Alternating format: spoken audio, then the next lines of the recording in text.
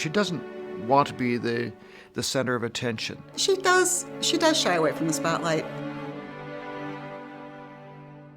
Not that she's afraid and opposed to being in it, but she just likes the back. She's sort of the strong, silent type. She wants to focus on others and not have the focus be on her.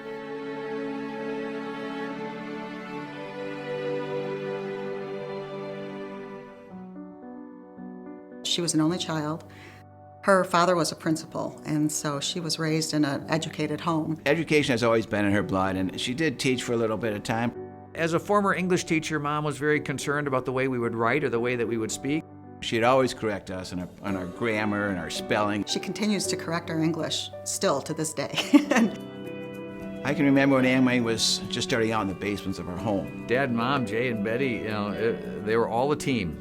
And certainly in the early days, it was all hands to the pump, if you will, to make things happen and get things going. And they all played their role. He complimented her, but she complimented him. She certainly was a very important part of the growth of Amway and the ability for my dad to do what he did. She was a sounding board for him, and she was a support for him, and she believed in him. She's really smart. She's really good.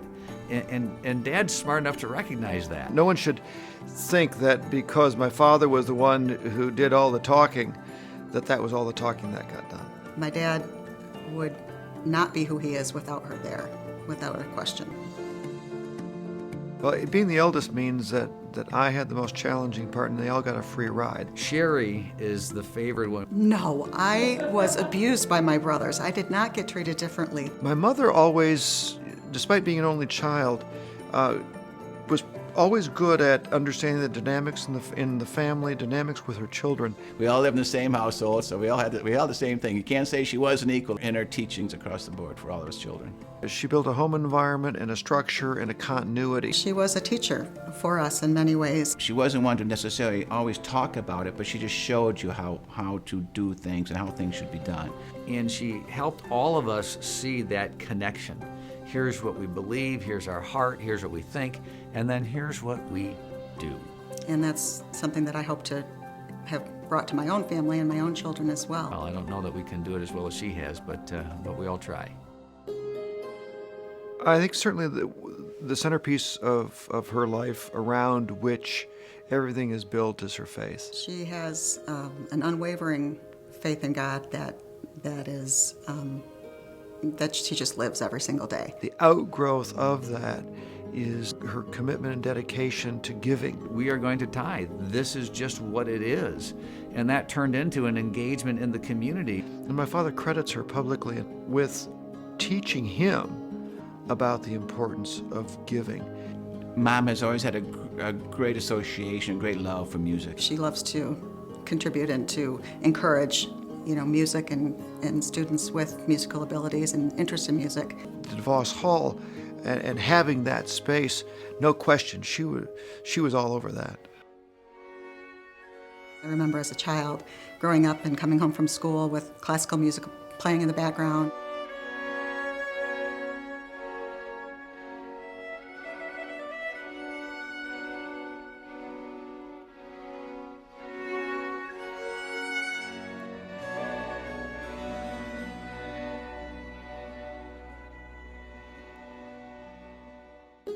She wants things to keep getting better, and that she wants the same for the communities, but for people, for children, for students, for everyone, to really have these opportunities to be the best that they can be. I think her drive to build the Helen DeVos Children's Hospital just had to do with her love of children and the need that she felt that was out there. She just became simply more aware again of the issues surrounding children and women and health issues, and the fact that that there may have been a bit of a gap. Which, after putting up with 4 children growing up, I thought she might be sick of children, but she didn't. She always had that passion for them, and this was a great opportunity for her to take her love for children and put it in a new and a unique way.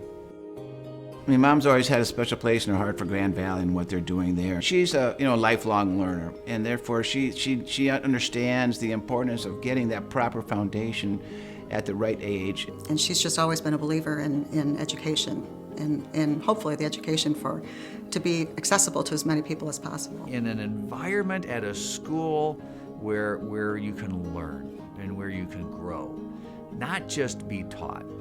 And I think that's what Grand Valley does well. Her desire to see this as a better place and to leave this as a better place has been quiet, but absolutely consistent throughout all the years that I've known her.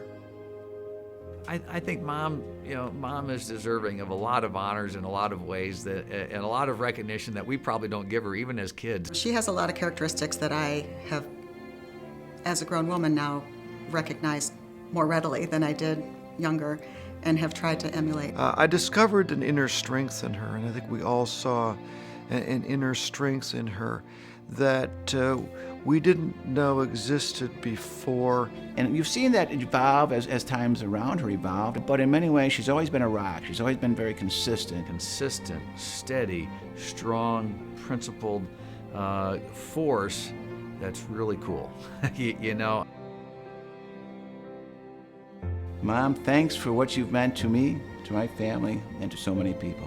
We love you so much, more than we can ever express. When you think of the influence that you've had in our lives and what you've meant, and that consistent love and support that has been there ever since I can remember. Mom, I am so proud of you for earning this award. It is so well deserved. You've made such a contribution to this community, and I hope that I can be just like you someday. I love you.